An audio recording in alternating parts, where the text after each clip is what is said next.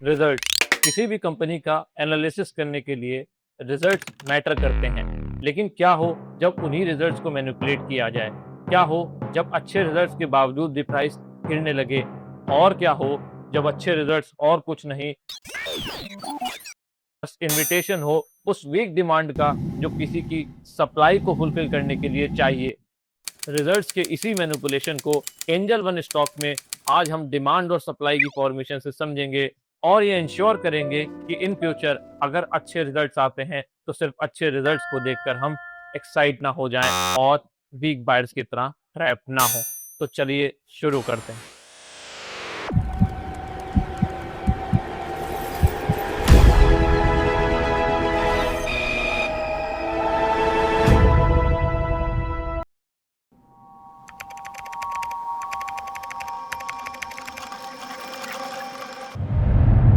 ये वही दिन था जिस दिन एंजल वन ने अपने क्वार्टर थर्ड फाइनेंशियल ईयर 24 के फाइनेंशियल रिजल्ट्स को जारी किया था। रिजल्ट्स कमाल के थे।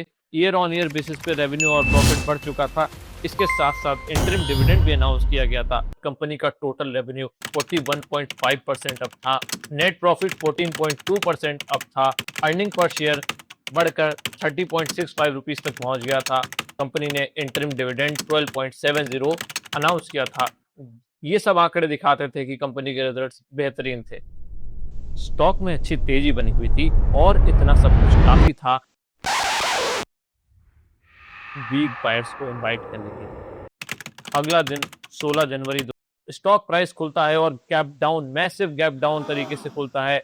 स्टॉक अपने पिछले दिन के हाई से लगभग 16% का लो लगाता है।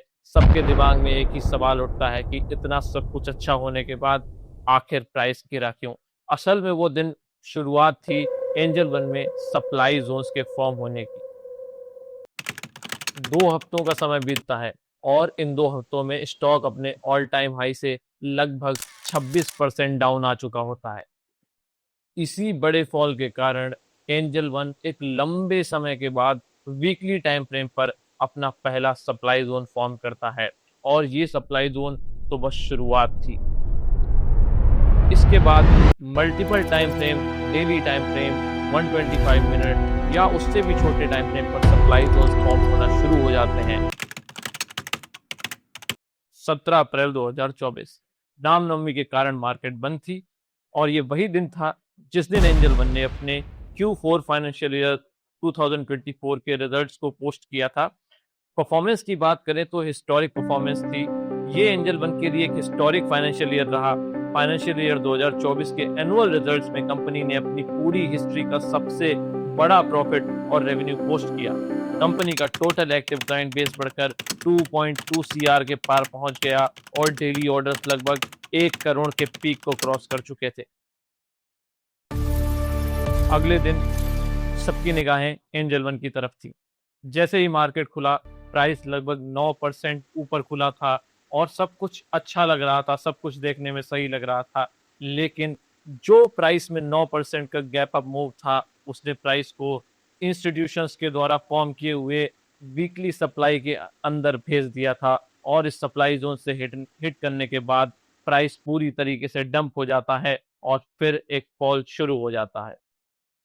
जहां पिछले रिजल्ट्स के फॉल के बाद मार्केट लगभग 40% टूट गया था, वहीं अगर इस रिजल्ट्स के बाद के फॉल की बात करें तो टॉप से मार्केट लगभग फिर से 40% टूट गया था। मार्केट में जहां ग्रीड और एक्साइटमेंट जैसे इमोशंस खत्म हो रहे थे, वहीं एंजल वन को लेकर लोगों में अब डर का माहौल पैदा हो गया था।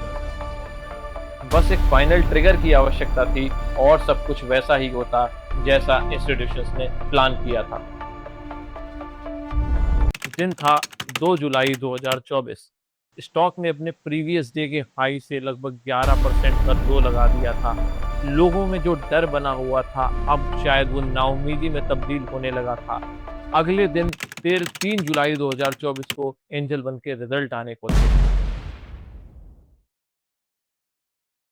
मार्केट का पॉजिटिव मोमेंटम लगातार बना रहता है। कंपनी ने ब्रोकिंग सेगमेंट जैसे म्यूचुअल फंड डिस्ट्रीब्यूशन और मार्जिन ट्रेड फंडिंग में भी अच्छी ग्रोथ दिखाई थी, जिससे रेवेन्यू का नया स्ट्रीम मजबूत हुआ और रिजल्ट्स मार्केट की उम्मीद के मुताबिक रहे। इस गिरावट के चलते कुछ दिनों तक फॉलो बैक कॉल चलता है और मार्केट वहां पहुंच जाती है या स्टॉक वहां पहुंच जाता है जहां इंस्टीट्यूशन चाहते थे, और वो लोकेशन थी क्वार्टरली के साथ ओवरलैप करता हुआ वीकली का डिमांड जोन। स्टॉक जैसे ही इस डिमांड जोन में आता है, ट्रेंड कंडीशन चेंज होने लगती है, डिमांड जोन्स फॉर्म होने लगते हैं, डिमांड जोन्स रिस्पेक्ट होने लगते हैं, और स्टॉक इसी डिमांड जोन से एक अच्छी तेजी दिखाता है, और लगभग इस डिमांड जोन से अगर काउंट करें तो 70% ऊपर चला जाता है। जो चीजें एक पॉजिटिव थी वो निगेटिव के रूप में दिखाई दे रही थी मार्केट में, और जैसे ही प्राइस डिमांड जोन में आता है सारी चीजें न्यूट्रल हो जाती हैं।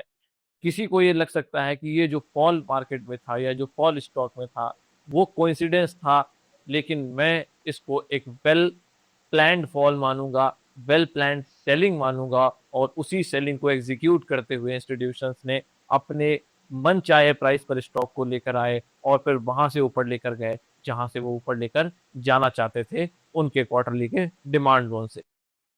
लेकिन कहानी सिर्फ यहाँ खत्म नहीं होती। अभी तो बहुत माल बेचना था, बहुत माल अपने मन चाहे दाम पर खरीदना था। इसके लिए इंस्टीट्यूशंस ने आगे की प्लानिंग कर रखी थी। जो फॉल था वहां पर सप्लाई जोन्स फॉर्म कर रखे थे, और उन सप्लाई जोन्स का और नीचे बने हुए डिमांड जोन्स का कैसे यूज किया, इस चीज को मैं अपने नेक्स्ट पार्ट में इसको बताऊंगा। अगर आप लोग इस वीडियो को पसंद करेंगे तो मैं जरूर उस पार्ट 2 को अपलोड करूंगा और आप लोगों को समझाऊंगा कि चीजें आगे कैसे गई और ये चीजें कैसे एंजल वन के फ्यूचर प्राइस को डिसाइड कर सकती हैं।